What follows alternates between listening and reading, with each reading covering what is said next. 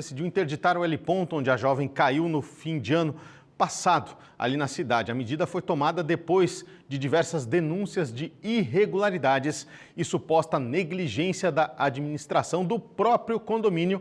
Grace Ciezemel, chegando ao vivo aqui, acompanhou inclusive todo esse caso e traz também todos os detalhes e as atualizações. Boa tarde, Grace. Oi, Moisés. Boa tarde para você, boa tarde também para o pessoal de casa. A gente fala ao vivo em frente aqui ao condomínio Império do Sol, na Avenida Atlântica, em Balneário Camboriú, para atualizar essa situação. Porque, como você disse, então, durante essa semana, na última terça-feira, a Defesa Civil de Balneário Camboriú interditou o heliponto desse prédio. Isso aconteceu por conta dessas denúncias de irregularidades e também por causa da suposta negligência da administração do condomínio em relação aí às normas de segurança. Foi feita uma visita técnica da Defesa Civil de Balneário aqui no local e nisso essa equipe constatou que haviam algumas irregularidades relacionadas ao acesso, né? E a Prefeitura também divulgou que o heliponto desse prédio não é homologado pela ANAC. Mas a gente que vem acompanhando esse caso de perto desde o começo, reforça que na ocasião a gente também questionou em relação a isso e o que descobrimos foi que poucos prédios aqui de Balneário Camboriú são homologados pela ANAC. O que acontece é que no passado, os edifícios em uma determinada altura, eles eram obrigados a ter o heliponto. Hoje, isso não acontece mais, não é mais obrigatório. Portanto, desde esse período, então, esse prédio que foi construído como heliponto, essa área não funciona como heliponto, e sim como uma área de resgate aéreo, que só deve ser acessada em caso de emergência. O que acontece? Na semana passada, a gente inclusive noticiou isso aqui no Balanço Geral, algumas pessoas, inclusive adolescentes, foram vistos nessa área de resgate aéreo aqui do prédio.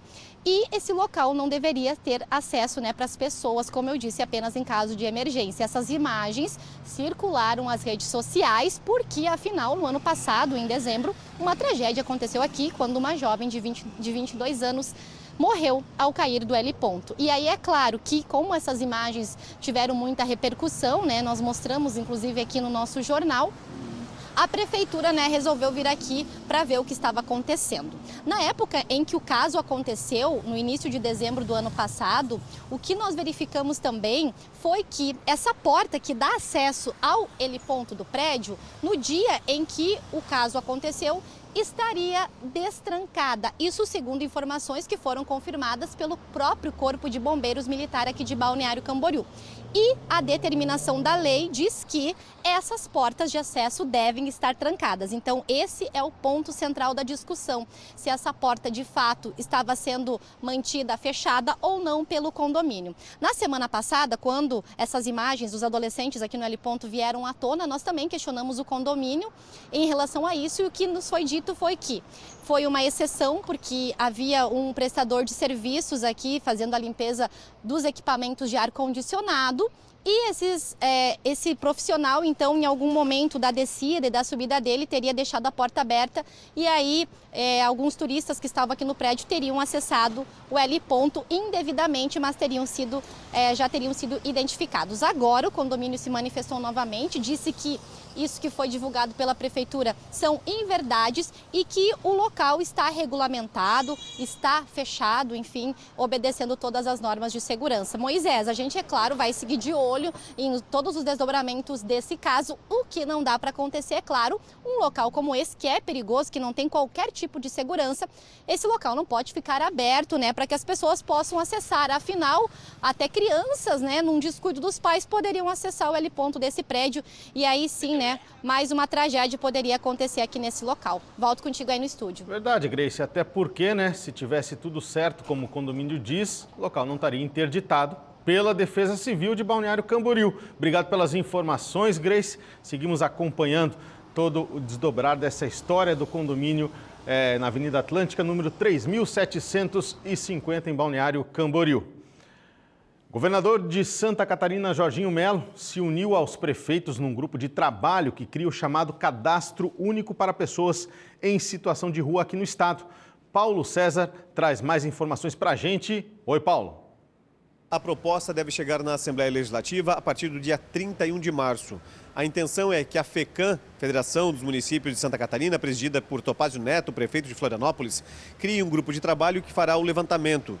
Depois disso, será encaminhado para o governo do estado, que vai enviar o projeto de lei para a Assembleia Legislativa, com a intenção de instituir o cadastro estadual de pessoas em situação de rua. De acordo com o governador Jorginho Melo, há necessidade desse cadastro para que sejam promovidas políticas públicas de atenção a essas pessoas, mas também de apoio aos municípios catarinenses. Na reunião realizada na tarde de ontem, participaram o prefeito de Blumenau, Egídio Ferrari, de Itajaí, Robson Coelho, e também de Joinville, Adriano Silva. A ideia é que esses municípios também contribuam para as propostas, já que as cidades já promovem ações lá na ponta, buscando e detectando as pessoas que estão em situação de rua, identificando aqueles que querem promoção de trabalho e também inclusão, mas aqueles que têm dívidas com a justiça. Voltamos ao estúdio.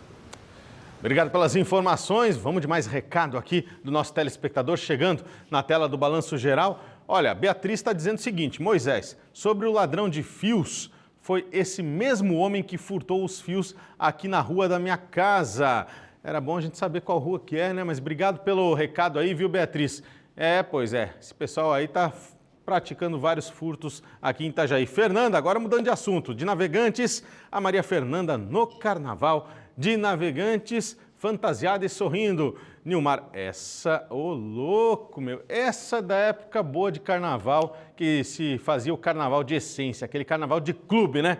Olha, Nilmara, Antônio, Rosália, Nildo, Lindaura e Pedro, na época dos bailes de carnaval. Na foto era o clube da Vila Operária. Que foto antiga, corintiana. Vem, manda mais participação. Se você tem uma foto antiga assim, ó, é legal a gente mostrar aqui, 99101-5372, nosso WhatsApp, que hoje a gente está mostrando as fotos aí do pessoal curtindo o carnaval, a sua fantasia, enfim, a sua folia.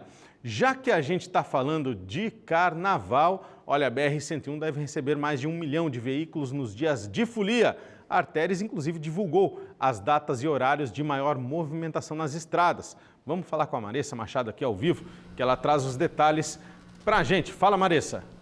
Moisés, é um aumento de 40% em relação ao mesmo período do ano passado. Só na sexta-feira e no sábado são esperados mais de 520 mil veículos. É uma grande quantidade de pessoas vindo aqui para a nossa região. E você que vai viajar, está pensando em viajar, é bom se programar, porque segundo a Artéries Litoral Sul, sexta-feira, das 9 horas da manhã até as 10 horas da noite, é o horário de maior pico, né? Então aí, para você não ficar preso no trânsito, evite de passar pela BR nesse horário. Sábado, das 7 horas da manhã até as 3 horas da tarde, e na volta será terça-feira, dia 4 de março, das 10 horas da manhã até as 5 horas da tarde, e na quarta-feira, das 9 horas da manhã até as 5 horas da tarde.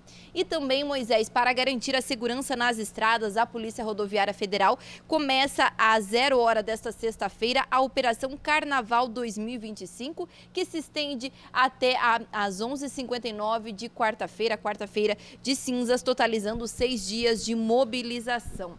Também, Moisés, esse é um período considerado um dos mais críticos do ano aqui para Santa Catarina, até porque as famílias estão aproveitando essa folga para passear. Também tem muitos turistas em busca de praias e também muitos foliões curtindo o carnaval. Por isso que a Polícia Rodoviária Federal vai reforçar a fiscalização, trazendo 44 policiais rodoviários federais vindos de outros estados para ficarem em pontos estratégicos onde acontecem o maior número de acidentes. Só para se ter uma ideia, neste mesmo período em 2024, a PRF registrou aqui em Santa Catarina 107 acidentes, nos quais 192 pessoas ficaram feridas e 8, infelizmente, morreram.